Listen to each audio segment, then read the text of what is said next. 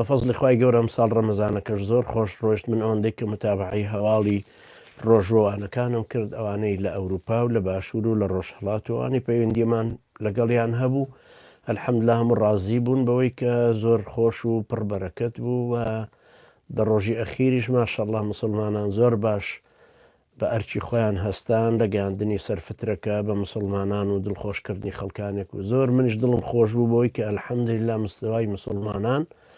یعنی فەقیر و هەژار یا بەگشتی خەڵک هەست پێکا کە ئەلحەمدوللا وەکو عارە بڵێ لسه دنیا بخێر، یعنی هێشتا دنیا ئەلحەمدوللا لەسەر خێر و خۆشی ماوە خەڵکی پیاوچاک زۆر ماوە کە ئەلحەمدوللا خەڵکێکی دڵساف و دڵپاک و